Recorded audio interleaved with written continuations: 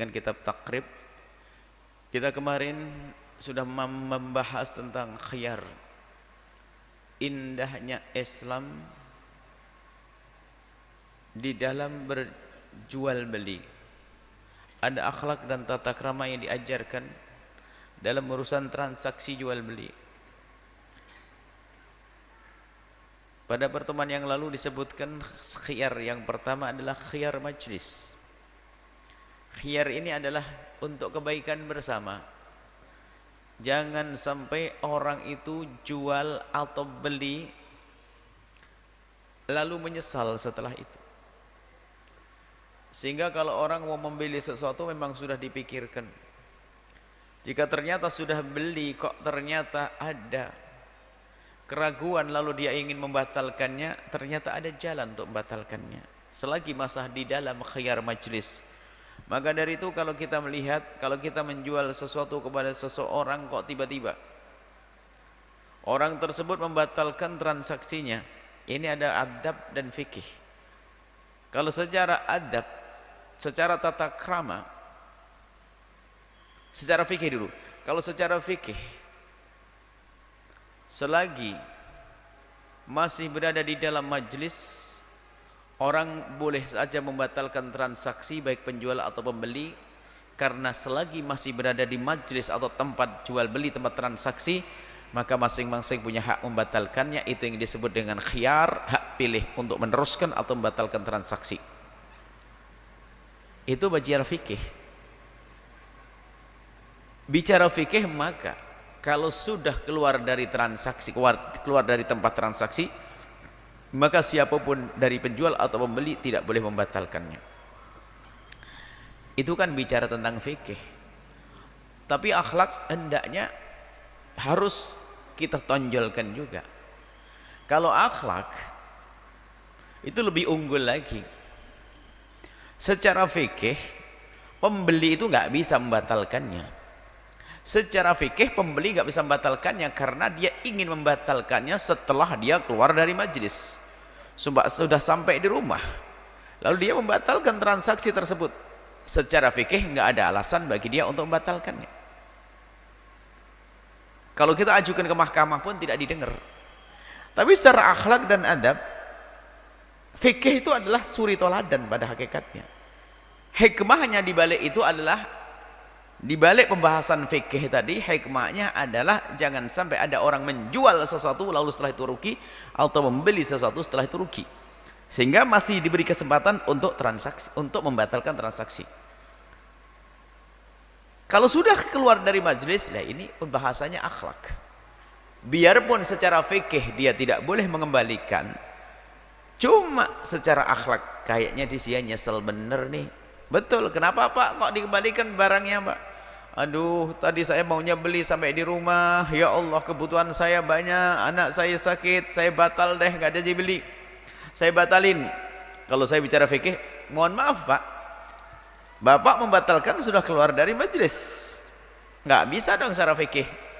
Rupanya dia juga fikih, ngerti fikih. Betul, memang secara fikih tidak boleh membatalkan karena sudah keluar dari majelis.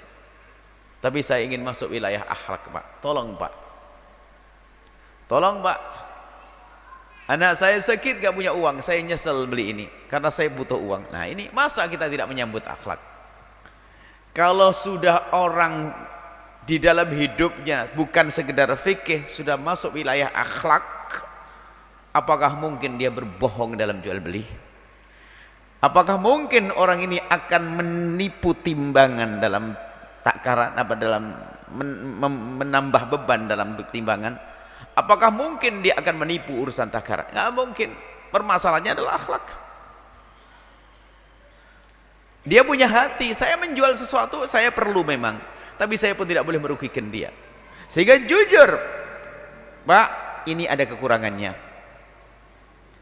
Kalau membeli ini kekurangannya begini, mau tidak? Memang rizkinya, ya tetap saja mau. Iya nggak apa-apa, biarpun ada cacatnya. Mau. Tapi kalau kita menyembunyikan, kita dusta. Ada cacatnya disembunyikan. Bahkan kadang cacat ditutup-tutupi. Jual gandum, kalau pada zaman Nabi jual gandum, anggap saja jual beras. Basah, jelek. Cuma dicampur sama yang bagus, taruh atas yang bagus. Jadi waktu ada orang mencoba ngelihat, oh bagus, tahu di bawahnya jelek, lah pembohong.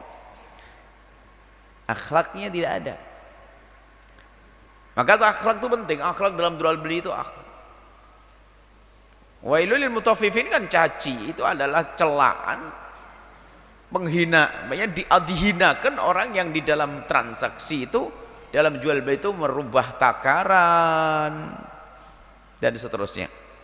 Baik, kita lanjutkan. Ada lagi kemudahan dalam syariat, dalam irama menjaga hati. Khiyar, namanya khiyar syarat.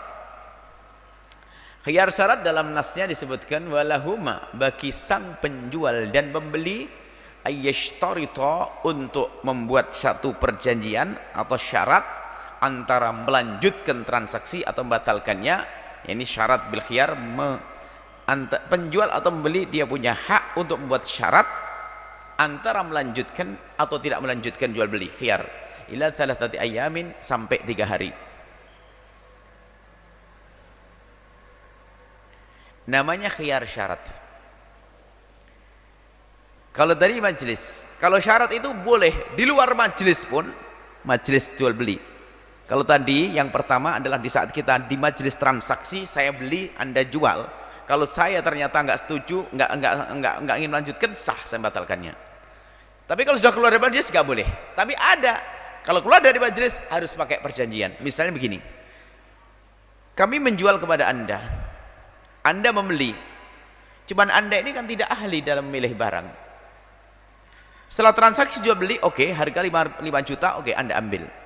Cuman selagi dalam majelis membuat satu perjanjian, gini Buya, karena saya tidak ngerti barang ini, saya akan bawa pulang. Sambil saya renungi, saya pikir-pikir. Kalau nanti saya setuju, saya lanjutkan. Kalau saya nggak ya saya batalin. Kalau saya setuju, dia setuju, sah.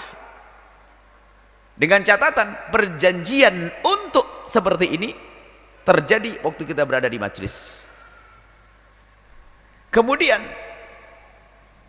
tidak boleh lebih dari 3 hari. Khiyar majelis, khiyar syarat tidak lebih dari 3 hari. Artinya kalau sudah berlalu 3 hari berarti transaksinya jadi dan tidak boleh saling membatalkan. Kemudian waktunya jelas, 3 hari atau 2 hari atau 1 hari, sesuai dengan perjanjian itulah harus dipatuhi. Maka bisa saja kita seperti itu, jual beli itu kan indah dalam Islam kalau kita patuhi. Sebab bisa, memang kita kadang pergi ke pasar, saya tidak ngerti barang, cuman saya pernah dengar barang itu bagus, kita pengen beli. Yang tahu tentang barang ini adalah mungkin istri kita yang di rumah dan sebagainya. Istri mau kita bawa ke pasar, wah nggak mungkin. Akhirnya, Pak, saya beli barang ini tapi dengan syarat. Syarat apa? Saya akan tunjukkan istri saya benar tidak barang cocok atau tidak. Berapa hari Bu ya? 3 hari. Oke, 3 hari. Kalau sudah lebih dari 3 hari ya sudah, nggak boleh saya kembalikan. Tapi kalau masih 2 hari tiba-tiba saya ngomong saya batal, sebabnya mungkin karena tidak sesuai barangnya, seterusnya dan seterusnya. Nah, ini adalah termasuk keindahan dalam transaksi dan jual beli, sehingga semua diberi kesempatan untuk merenung. Tapi ini kan dengan syarat, yaitu dengan syarat bukan di majelis seperti yang lalu, tapi ada perjanjian, boleh. Nah, ini adalah namanya khiyar syarat. Satu aja, insya Allah kita lanjutkan pada pertemuan yang akan datang khiyar yang lain, yaitu khiyar aib. Nah, ini adalah termasuk adab dan tata krama dalam jual beli. Intinya pokoknya gini saja deh, kalau ingin jual beli niatlah untuk menolong orang lain, bukan untuk meres. Kalau orang jual belinya dengan kejujuran dan niat yang baik, maka berkah Allah. Kalau